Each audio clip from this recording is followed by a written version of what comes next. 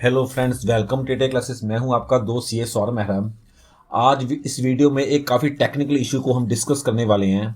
जब हम दिसंबर 2020 की जीएसटीआर 3B रिटर्न फाइल कर रहे हैं तो उसमें प्रॉब्लम एक ये आ रही है कि हमें इनपुट टैक्स क्रेडिट जो है वो एज पर जीएसटीआर 2A लेके चलना है या एज पर जीएसटीआर 2B लेके चलना है।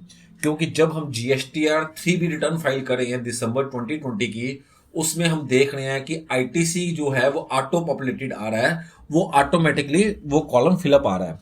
और अगर हम उस कॉलम को चेंज करते हैं तो साथ में ही एक वार्निंग आ जाती है कि आप अगर सेक्शन 36 सब क्लॉज 4 से 4 के अकॉर्डिंग अगर आप 10% से ज़्यादा आप उसमें से आईटीसी क्लेम करते हो तो आप उस सेक्शन को वॉयलेट करेंगे। तो हम इस वीडियो में समझेंगे कि हमें जो है ITC as per GSTR 2A लेके जाना है या एज पर जीएसटीआर 2B लेके चलना है। प्रॉब्लम कहाँ आ रही है कि कुछ हमारे इनवाइसेस जो हैं जो हमने परचेज किए हैं, जो हमारा आईटीसी है, कुछ इनवाइसेस जो हैं वो जीएसटीआर 2A में शो तो कर रहे हैं लेकिन वही इनवाइसेस जीएसटीआर 2B में शो नहीं कर रहे हैं। फॉर एग्जांपल, हमने 1 लाख रुपए की परचेज की है और हमारे उस पर आईटीसी 5,000 जो है आईटीसी हमारा है।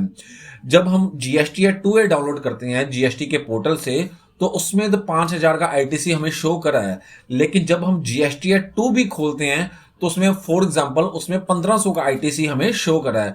तो प्रॉब्लम ये आ रही है, क्या अब हमें जीएसटीआर 2A के अकॉर्डिंग 5,000 आईटीसी लेना है या जीएसटीआर 2B के अकॉर्डिंग जो है 1,500 आईटीसी लेना है। तो इस पे एक सेक्शन जो एप्लीकेबल होगा वो सेक्शन है 36 सब क्लॉज 4 और उस सेक्शन का क्या इंपॉर्टेंस है उसको डिस्कस करेंगे।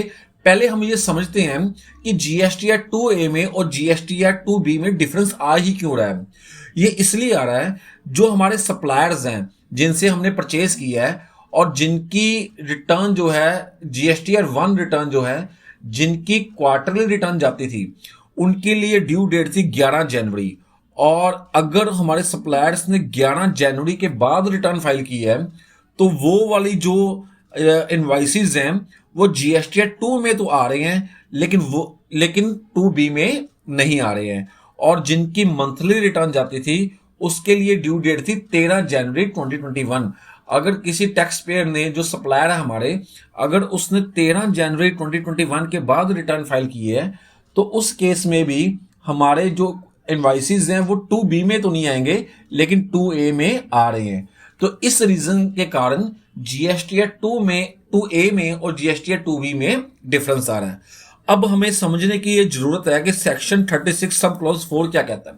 सेक्शन 36 सब क्लॉज 4 हमें ये कह रहा है कि अगर आप जो हमें आईटीसी दिखा रहा है, जो हमें आईटीसी शो कर रहा है एज पर जीएसटीआर 2B, अगर आप उस आईटीसी से ज्यादा क्लेम करते हो तो आप उस सेक्शन 36 सब क्लॉज 4 को वायलेट करते हो, उस सेक्शन को तोड़ते हो और उसकी पेनल्टी ये हो सकती है कि आपका जो जीएसटी नंबर है वो कैंसिल भी हो सकता है। तो काफी ये जो है स्ट्रिक्ट पेनल्टी है कि अगर आप जीएसटीआर 2B में जो आईटीसी है, अगर आप उस आईटीसी से ज्यादा क्लेम करते हो तो आपका जो जीएसटी नंबर है वो कैंसिल भी हो सकता है। तो हमारी रेकमेंडेशन यही है कि आप जो है आईटीसी जीएसटीआर 3B में, जब आप दिसंबर 2020 की जीएसटीआर 3B में रिटर्न फाइल करो तो एज पर जीएसटीआर 3B ही जो एज पर जीएसटीआर 2B ही आईटीसी जो है वो आप क्लेम करो,